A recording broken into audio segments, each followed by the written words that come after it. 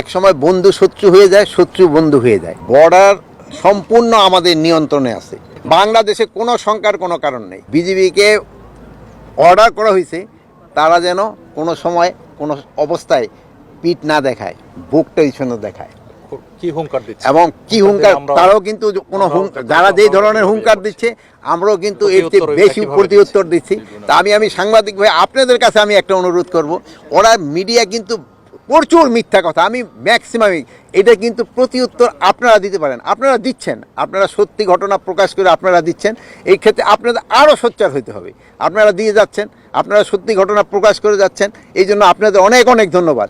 আপনারা যদি আরও বেশি প্রচার করেন এটা কিন্তু আমাদের জন্য, দেশের জন্য, জাতির জন্য, জনগণের জন্য, সবার জন্য ভালো।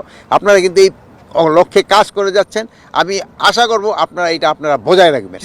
সত্যি কথা যে সীমান্ত হত্যা কিন্তু শূন্যের কোঠা আসছে না। এই পরপর যে দুইটা হয়েছে এটা খাসিয়াদের সমস্যা, এটা কিন্তু খাসিয়া পল্লী তো ওখানে একটু সমস্যা রয়ে গেছে। এই পারও খাসিয়া আছে, ওই পারও খাসিয়া আছে, এবং এই খাসিয়ার অনেক সময় এই পার থেকে ও পারে ক্রস করে যায়, এবং নিজেদের ভিতরে একটা শত্রুতা আছে, ওইটা অনেক সময় তারা উদ্ধার করে। তারা সীমান্ত হত্যা যেন বন্ধ করে আসে, বন্ধ করে এই জন্য কিন্তু আমরা সর্বাত্মক চেষ্টা চালিয়ে যাচ্ছি। সর্বাত্মক এখন এই যে লাস্ট যে দুইটা হত্যা হয়েছে, এই দুইটা কিন্তু বিএসএফের মাধ্যমে না, এটা হয়েছে লোকালদের মাধ্যমে, মানে নিজেদের ভিতরে দুই গ্রুপের অন্তকন্দ এই দুইটা ছিল।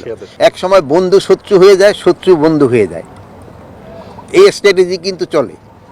তা আমাদের ক্ষেত্রেও কোন সময় কোন স্ট্র্যাটেজি নিতে হবে এই সম্বন্ধে কিন্তু আমাদের সরকার সবসময় কিন্তু সজাগ আছে। ওই ধরনের কোনো কিন্তু উত্তেজনা নেই। বর্ডার সম্পূর্ণ আমাদের নিয়ন্ত্রণে আছে, বর্ডার সম্পূর্ণ আমাদের নিয়ন্ত্রণে আছে। কিন্তু আপনারা জানেন যে আরাকান আর্মি এবং মিয়ানমার আর্মির সাথে যে যুদ্ধে আরাকান আর্মি আমাদের যে অপোজিটের যে জায়গাগুলি, ওই জায়গাটা তারা দখল করে নিছে।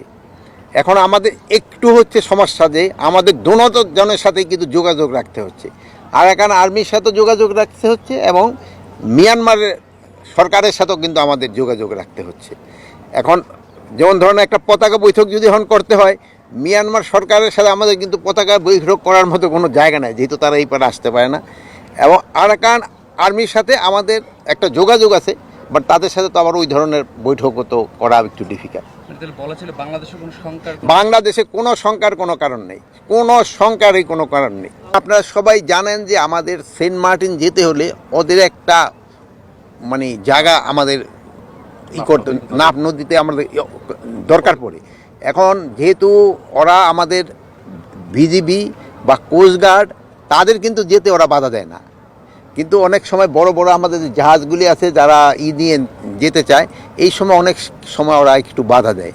তো এগুলোর সাথে আমাদের নেগোসিয়েশন চলছে, এবং হয়তো অচিরে এই সমস্যাটা সমাধান হয়ে যাবে।